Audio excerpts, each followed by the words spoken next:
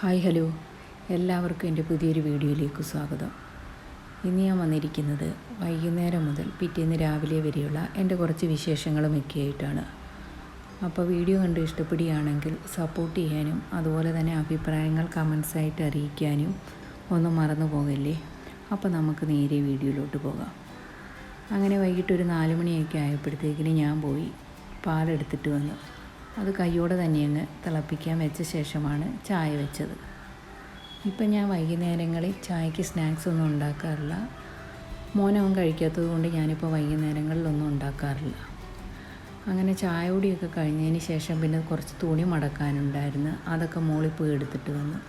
ഇന്ന് രാവിലെ മഴ പെയ്തത് കാരണം ഞാൻ മുകളിലാണ് തുണി മടക്കാനായിട്ട് ഇട്ടത്. അങ്ങനെ അതൊക്കെ എടുത്തുകൊണ്ട് വന്ന് കയ്യോടെ തന്നെ അങ്ങ് മടക്കി വെച്ചു. പിന്നത്തേക്കാക്കിയാൽ പിന്നെ അവിടെ കൂട്ടിയിട്ടിരിക്കും, പിന്നെ അങ്ങ് മടിയാവും. അതുകൊണ്ടത് കയ്യോടെ തന്നെ അങ്ങ് മടക്കി എടുത്ത് വെച്ചു.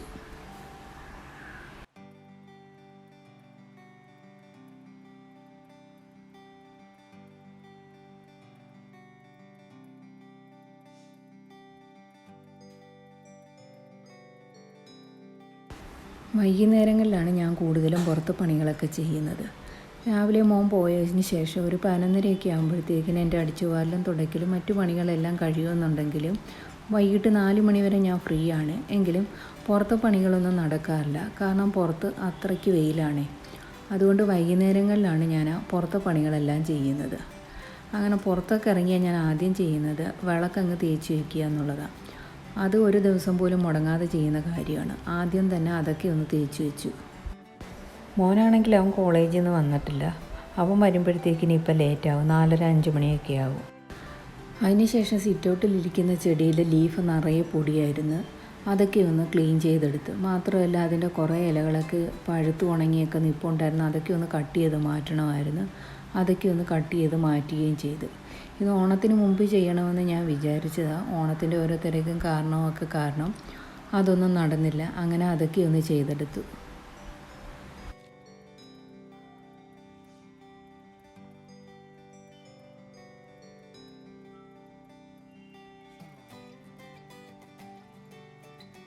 അങ്ങനെ ചെടിയൊക്കെ ഒന്ന് ക്ലീൻ ചെയ്തെടുത്ത് വെച്ചതിന് ശേഷം പിന്നെ ഫ്രണ്ട് വശമൊക്കെ ഒന്ന് അടിച്ചു വാരി. ഇത് വീട്ടിലേക്കുള്ള വഴിയാണ്.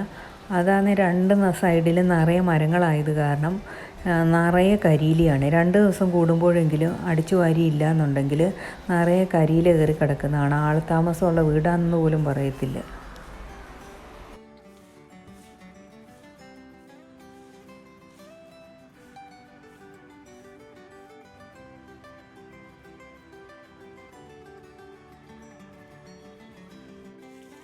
പിന്നെ അടിച്ചുവാരലൊക്കെ കഴിഞ്ഞ് അതിന് ശേഷം ചെടിയൊക്കെ ഒന്ന് നനച്ചു കൊടുക്കുന്നുണ്ട്.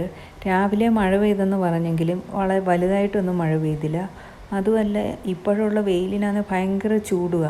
അത് കാരണം വൈകുന്നേരം ആകുമ്പോഴത്തേക്കിന് ചെടികളൊക്കെ ഒരുമാതിരി തളർന്ന്, രാവിലെ വെള്ളം ഒഴിച്ചാൽ ശരി, വൈകുന്നേരം ആകുമ്പോഴത്തേക്കിന് തളർന്ന് ഒടിഞ്ഞ ഒരു കണ്ടീഷനില്ല. അതുകൊണ്ട് ചെടികളൊക്കെ ഒന്ന് നനച്ചു കൊടുക്കാമെന്ന് വെച്ച്.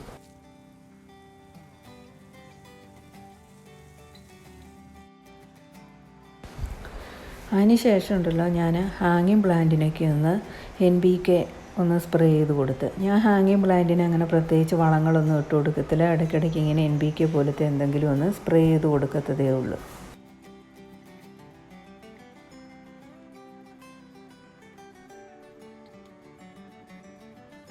അപ്പോഴേക്കും പിന്നെ സമയം 6:30 മണിയായിട്ടുണ്ടായിരുന്നു.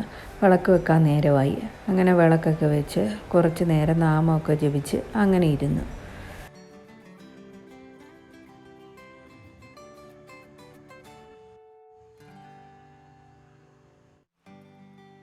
അങ്ങനെ നാമമൊക്കെ ജപിച്ചതിന് ശേഷം പിന്നെ ഒന്ന് കുറച്ച് നേരം ഫോണൊക്കെ നോക്കിയിരുന്നു. ഇന്നിനി പ്രത്യേകിച്ച് പണിയൊന്നുമില്ല. മോന് നാളെ കോളേജ് ഉണ്ടെങ്കിലും ഒന്ന് അരിഞ്ഞു വയ്ക്കാനൊന്നുമില്ല. ഇനി ചപ്പാത്തി ഉണ്ടാക്കണം. ഉച്ചക്കലത്തെ ചിക്കൻ കറിയൊക്കെ ഇരിപ്പുണ്ട്. എനിക്കാണെങ്കിൽ 2 നേരം കുക്ക് ചെയ്യാൻ ഭയങ്കര മടിയുള്ള ഒരു കാര്യമാണ്. അതുകൊണ്ട് ഞാൻ ഉച്ചക്കലത്തെ എന്തെങ്കിലും കറി കൊണ്ട് രാത്രിത്തെ ചപ്പാത്തിക്കും അങ്ങ് അഡ്ജസ്റ്റ് ചെയ്യും. മോനങ്ങനെ ഇന്നത് വേണമെന്നുള്ള നിർബന്ധമൊന്നുമില്ല. അവനെന്തെങ്കിലുമൊക്കെ കഴിച്ചോളും ചപ്പാത്തിക്ക്. പിന്നെ അവനുണ്ടെന്നുണ്ടെങ്കിൽ പിന്നെ സന്ധ്യയ്ക്ക് ചപ്പാത്തിക്ക് എന്തെങ്കിലും കറി ഉണ്ടാക്കിയേ പറ്റത്തുള്ളൂ. അങ്ങനെ കുറച്ച് നേരം ഫോണൊക്കെ നോക്കിയിരുന്നതിന് ശേഷം പിന്നെ ഉച്ചയ്ക്ക് കഴുകി വെച്ച് കുറച്ച് പാത്രങ്ങളൊക്കെ ഒന്ന് എടുത്തു വെക്കാനുണ്ടായിരുന്നു. അതൊക്കെ ഒന്ന് എടുത്തു വെച്ചു.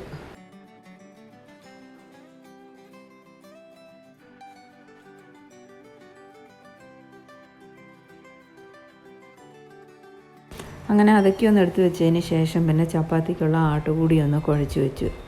അപ്പോഴേക്കും പിന്നെ അവൻ്റെ കോള് വന്ന്, അതിൻ്റെ പുറകെ പിന്നെ അമ്മയുടെ കോള് വന്ന്, അങ്ങനെ എല്ലാവരുമായിട്ട് കുറച്ച് നേരം കത്തിയൊക്കെ വെച്ചതിന് ശേഷം വന്നാണ് പിന്നെ ചപ്പാത്തിയൊക്കെ ഉണ്ടാക്കിയത്.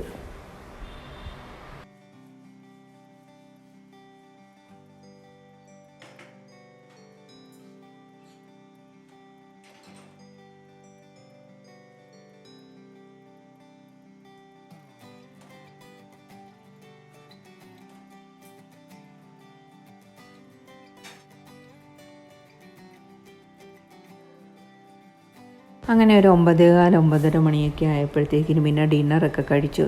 മോനവൻ കഴിച്ചില്ല. അവൻ്റെ പൊടി ഞാനവിടെ കാസറോളിലിട്ട് അടച്ചു വെച്ചു. അവൻ പിന്നെ പഠിച്ചിട്ടൊക്കെ വന്നിട്ട് എടുത്ത് കഴിച്ചോളും.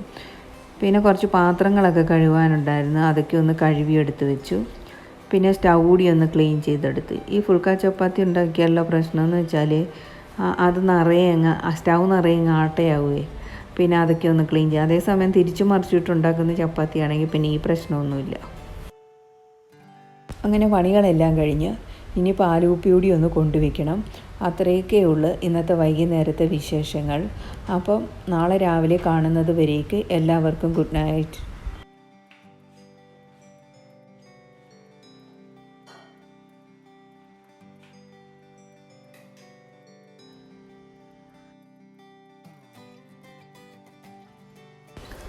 ഇനി കാണിക്കുന്നത് പിറ്റേ ദിവസത്തെ വിശേഷങ്ങളാണ് കേട്ടോ. അപ്പോൾ എല്ലാവർക്കും ഗുഡ് മോർണിംഗ്. ഇപ്പോൾ സമയം ഒരു 6 മണി ആയിട്ടുണ്ട്.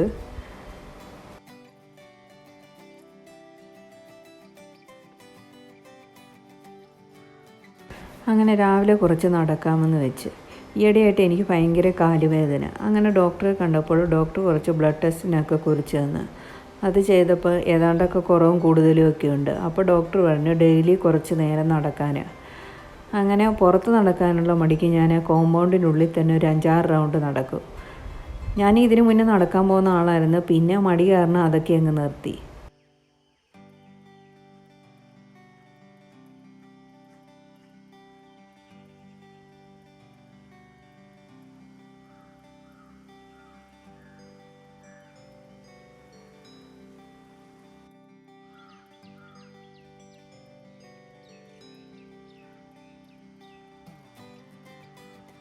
അങ്ങനെ നടത്തമൊക്കെ കഴിഞ്ഞപ്പോഴത്തേക്കിന് ആകെ വിയർത്ത് കുളിച്ച് പിന്നെ കുറച്ച് നേരം ഇരുന്നതിന് ശേഷമാണ് അടുക്കളയിലേക്ക് കയറിയത്. മോനാണെങ്കിൽ രാവിലെ എഴുന്നേറ്റ് അവൻ രാവിലെ ജിമ്മിലേക്ക് പോയി. ഇനി അവൻ വരുമ്പോഴത്തേക്കിന് ഒരു 7:30 7:45 ആവും. അതിനുശേഷം കുറച്ച് നേരം ഇരുന്നതിന് ശേഷം ഫ്രഷായി ഫുഡൊക്കെ കഴിച്ചിട്ട് അവനൊരു 8:30 ആകുമ്പോഴത്തേക്കിന് കോളേജിലേക്ക് പോകും. ഇപ്പോൾ കുറച്ച് ദിവസമായിട്ട് അവന് ലഞ്ച് കൊണ്ടുപോകാറില്ല. ഉച്ചയ്ക്ക് വീട്ടിൽ വന്നാണ് കഴിക്കുന്നത്. അപ്പോൾ ലഞ്ചൊക്കെ പതിയെ ഉണ്ടാക്കിയാൽ മതിയെങ്കിലും ഞാൻ രാവിലെ തന്നെ ലഞ്ചും അങ്ങ് റെഡിയാക്കും. നമ്മുടെ പണി കഴിഞ്ഞാൽ നമുക്ക് എവിടെയെങ്കിലും ഫ്രീ ആയിട്ടിരിക്കാവില്ല. അതുകൊണ്ട് രാവിലെ തന്നെ ഞാൻ ലഞ്ചും അങ്ങ് ബ്രേക്ക്ഫാസ്റ്റിൻ്റെ കൂടെ തന്നെ അങ്ങ് റെഡിയാക്കും.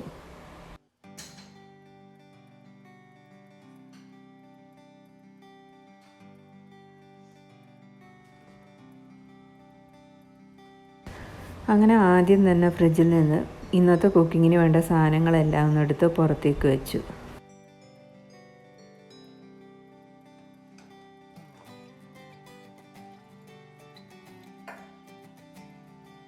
അതിനുശേഷം ഞാൻ ചോറങ്ങ് അടുപ്പത്ത് വെച്ച്. ഞാൻ കുക്കറിലാണ് ചോറ് വെക്കുന്നത്. 2 ദിവസത്തേക്കുള്ള ചോറ് ഞാനങ്ങ് ഒരുമിച്ച് വയ്ക്കാറാണ് പതിവ്. ഞാനും മോനും മാത്രമല്ലേ ഉള്ളൂ. ഞങ്ങൾക്ക് 2 പേർക്ക് മതിയല്ലോ.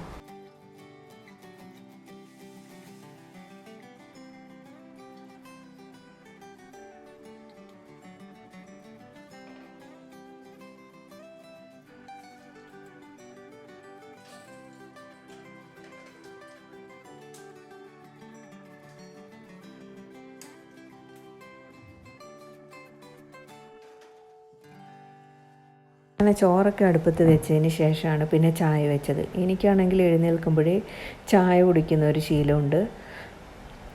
ഇന്ന് ബ്രേക്ക്ഫാസ്റ്റിനാണ് ഇടിയപ്പവും ഗ്രീൻ പീസ് കറിയുമാണ്. ലഞ്ചിനാണെന്നുണ്ടെങ്കിൽ ഇന്നലത്തെ വെള്ളരിക്ക മോരുകറി കുറച്ച് ഇരിപ്പുണ്ട്.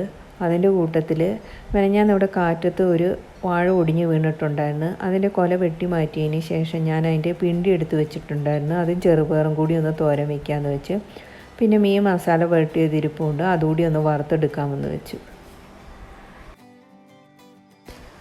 അങ്ങനെ ആദ്യം തന്നെ ഗ്രീൻ പീസ് കറിക്കുള്ള ഗ്രീൻ പീസ് അങ്ങ് വേവിക്കാൻ വെച്ചു. അതിലേക്ക് ഞാനൊരു ചെറിയൊരു ക്യാരറ്റും ഒരു ചെറിയൊരു കിഴങ്ങും ഇട്ട് കൊടുക്കാറുണ്ട്.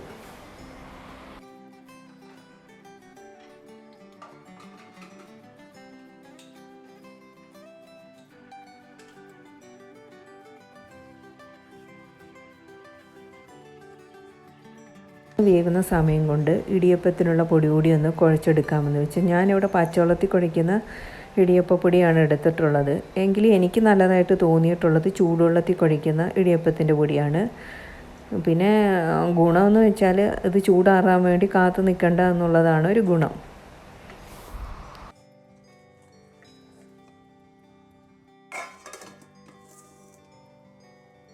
അങ്ങനെ അതൊക്കെ കുഴച്ച് വെച്ചതിന് ശേഷം പിന്നെ ഇടിയപ്പത്തിനും തോരനും ഒക്കെ വേണ്ടിയുള്ള തേങ്ങ വേണമായിരുന്നു. അത് പൊതിച്ചതിരിപ്പില്ലായിരുന്നു. അങ്ങനെ ഒരു തേങ്ങയൊക്കെ പൊതിച്ചുകൊണ്ട് വന്ന് പൊട്ടിച്ചെടുത്തു.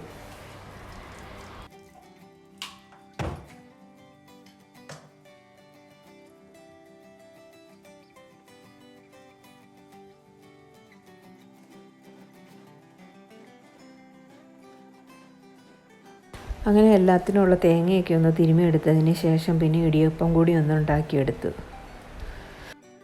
ചിലയിടത്ത് ഇതിനെ ഇടിയപ്പത്തിന് നൂൽപുട്ടെന്നും പറയാറുണ്ട്. ഞങ്ങളുടെ ഇവിടെയൊക്കെ ഇതിന് ഇടിയപ്പം എന്നാണ് പറയുന്നത്.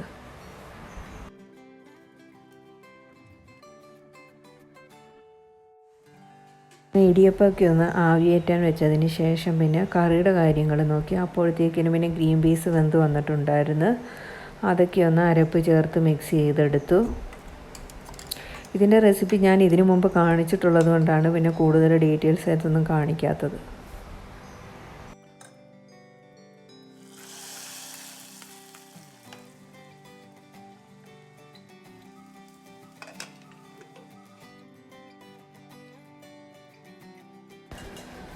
അപ്പോഴേക്കും പിന്നെ ചോറും വെന്ത് വന്നിട്ടുണ്ടായിരുന്നു. അതും ഒന്ന് ഊറ്റിയെടുത്ത് വേവൊക്കെ നോക്കി.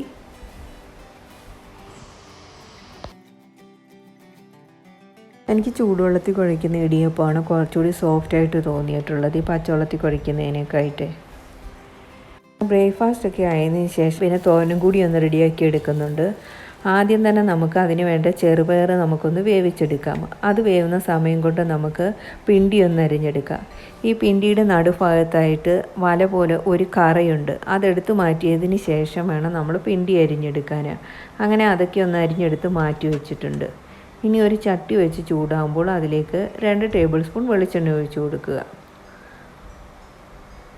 അതൊന്ന് ചൂടായി വരുമ്പോൾ അതിലേക്ക് 1/4 ടീസ്പൂൺ കടുക് ചേർത്ത് കൊടുക്കുക. അതൊന്ന് പൊട്ടി വരുമ്പോഴത്തേക്ക് അതിലേക്ക് 2 വറ്റൽമുളകും 1 തണ്ട് കറിവേപ്പിലയും ചേർത്ത് കൊടുക്കുക.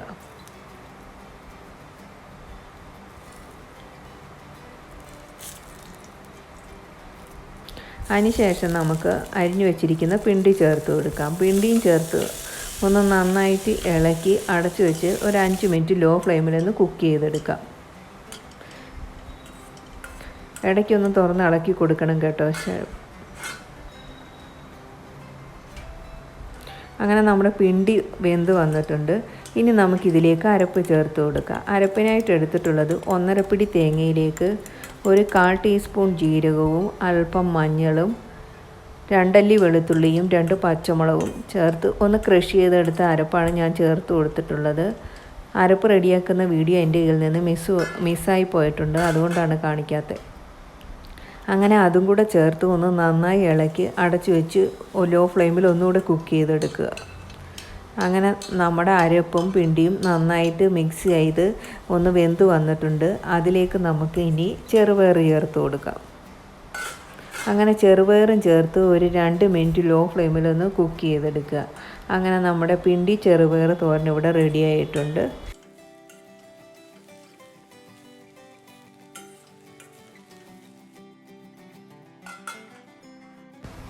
അങ്ങനെ തോരനൊക്കെ റെഡി ആയതിന് ശേഷം പിന്നെ മീനൂടി ഒന്ന് വറുത്തെടുത്തു.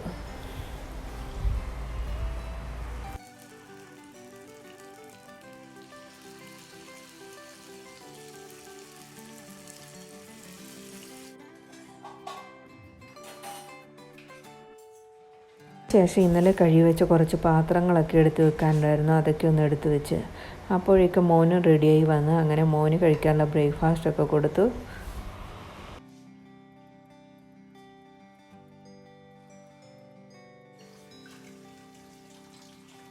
അങ്ങനെ മോൻ പോയതിന് ശേഷം പിന്നെ കുറച്ച് പാത്രങ്ങളൊക്കെ കഴുകാനുണ്ടായിരുന്നു, അതൊക്കെ ഒന്ന് കഴുകിയെടുത്ത്. പിന്നെ സ്റ്റൗ ഒന്ന് ക്ലീൻ ചെയ്ത് അടുക്കളയും ഒന്ന് വൃത്തിയാക്കി. അതിന് ശേഷമാണ് ഞാൻ പിന്നെ ബ്രേക്ക്ഫാസ്റ്റ് കഴിച്ചത്. ഇത്രയൊക്കെയായിരുന്നു രാവിലത്തെ എൻ്റെ വിശേഷങ്ങൾ. ഇഷ്ടപ്പെട്ടാൽ സപ്പോർട്ട് ചെയ്യാൻ മറക്കല്ലേ. അപ്പോൾ അടുത്ത വീഡിയോയിൽ കാണുന്നത് വരേക്കും ബായ്.